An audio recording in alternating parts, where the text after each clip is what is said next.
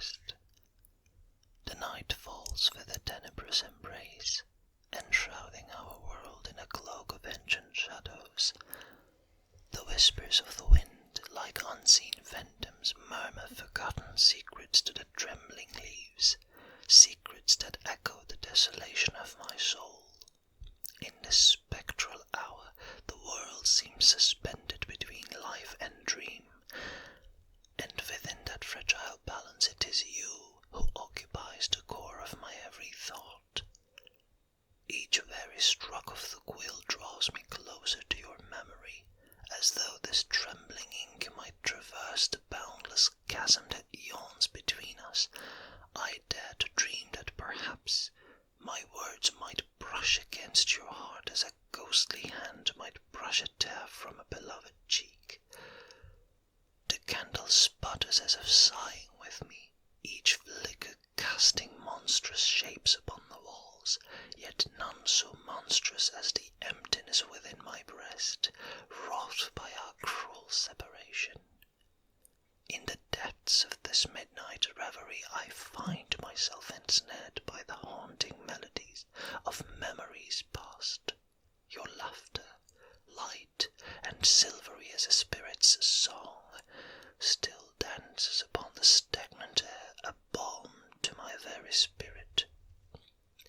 Your eyes, brighter than the cruel stars that now mock me from their cold seats in the firmament, remain etched behind my every blink. Even now, the mere thought of your touch is enough to stir a trembling in my bones, a tremor born not of fear but of desperate yearning.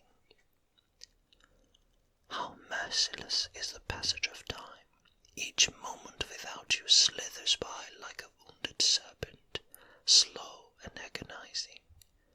The hours heap themselves into days, the days into eternities, and still the ache in my heart grows heavier, darker, more unbearable. Yet in this profound agony there lies a twisted sweetness, for it is you who are the source of my pain, and thus it is a sacred suffering I would endure 1,000-fold for even the faintest glimmer of your nearness. Beneath the sorrowful shroud of night, the moon's pallid glow spills across the parchment, illuminating the trembling confessions of my heart. The nightingale's mournful song drifts through the gloom, weaving its somber tapestry around me. Each note falls like a teardrop into the silent ocean of longing that surges within me, and I, helpless mariner of a sorrowful sea, drift ever closer to the shores of madness and love. Yet still amid this despair a stubborn ember of hope persists, flickering defiantly against the suffocating winds of grief. For I know, as surely as the moon will wane and wax again, that destiny binds our souls with threads not even death can sever.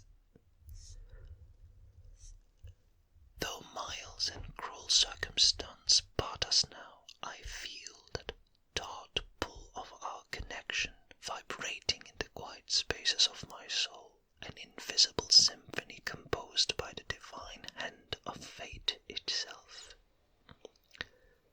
In the silence of the midnight hour, when even the stars seem to hold their breath, I whisper your name into the abyss, a desperate prayer cast upon the still unfeeling air. Perhaps, carried by unseen wings, it may reach you in your dreams, and there, in the secret chambers of sleep, we may find one another once more, if only for the span of a sigh. Until that blessed day, when the cruel barriers fall and I may once more bask in the warmth of your gaze,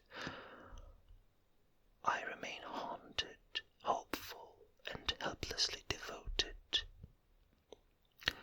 Oh, how the night stretches its sable wings above this wretched earth, cloaking all beneath in a sorrowful veil of mourning. The very heavens themselves seem to lament our cruel the stars weeping cold silver tears across the ebon sky, and here I sit, a poor forsaken soul, adrift upon a sea of yearning, my heart but a fragile vessel battered by the merciless storms of memory. Each breath I draw feels stolen, each beat of my heart a thunderous echo in the aching void you have left behind. How dearly I ache for the soothing balm of your presence, for the gentle sanctuary of your gaze. Your absence has rendered the world but a barren husk. The birdsong falls hollow upon my ears, and the flowers, once so fragrant, now reek of decay and despair. By the dim and flickering light of this solitary candle, I scrawl these words, though they seem but pitiful vessels for the tempest raging within me. Would that I could pour the very blood from my veins onto this page, and have it read you more truly than these trembling ink-stained lines. Oh, my sweet salvation, the memory of your voice haunts the corridors of my mind like a sacred hymn, its melodies tender yet tormenting. In dreams I behold your visage, radiant and untouchable, and I wake with tears upon my cheeks, each droplet a testament to the agony of longing. Dare I hope, dare I whisper against the roaring gales of fate, that we might meet again, soul to soul, heart to heart, unshackled from these earthly chains. Surely, if the soul endures beyond the crumbling of mortal flesh, then hours are bound for eternity, entwined like the ivy and ancient stone, inseparable, eternal, divine. Thus I shall not surrender to despair, though it gnashes at my heels like a ravenous beast. No, I shall guard the sacred flame of my love for thee, though it flicker and gutter against the winds of sorrow. I shall cradle it within the hollow of my soul until that glorious hour when thy hand rekindles it with a torch, and the world, aye, the very heavens themselves, shall blaze anew with light and life. O dearest heart, O spirit of my spirit, know that I remain, even unto my final breath and beyond, forever thine in love, in longing, in undying devotion. If these words should find you, know that they are borne upon the final trembling breath of a soul undone, for even now, as the cold fingers of fate tighten their cruel grip about my very heart, it is you, ever you, who fills the fading chambers of my mind.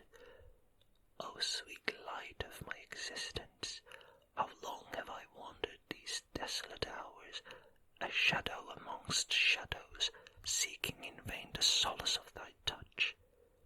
How grievous is the toll of absence, each moment without thee a dagger to my breast, each memory of thee a bitter draught, both poisoned and precious. Would that I could tear open the heavens themselves, rend the veil between us, and fall once more into thine embrace. Alas, it is not to be. The hourglass of my poor life spills its last grains, and the darkness rises to claim me. I feel it now, creeping, inexorable, cold as the grave.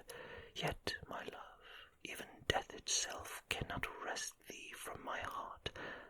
Nay, this devotion, wrote of sorrow and forged in the most secret fires of the soul, shall endure beyond the crumbling of flesh, beyond the silence of the tomb. Though my body yield to decay, my spirit shall cling to thee still, unseen but ever near, a whisper the hush of night, a hand upon thy shoulder when none are near.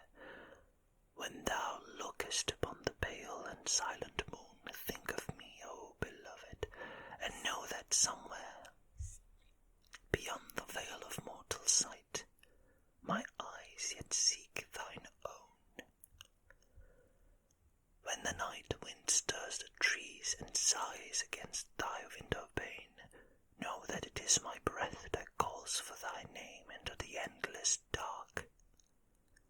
Weep not for me, sweetest heart, for I go gladly into the abyss, knowing that my love, deathless and divine, shall follow thee across all the ages of the world, and one day, when the stars themselves gutter and fall into the void, when the earth crumbles to ash and the heavens are torn asunder, even then shall my soul undimmed and undaunted find thee.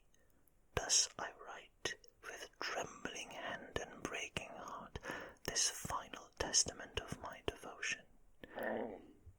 I am, and ever shall be, even unto the death of death itself, thine, thine alone, thine forevermore.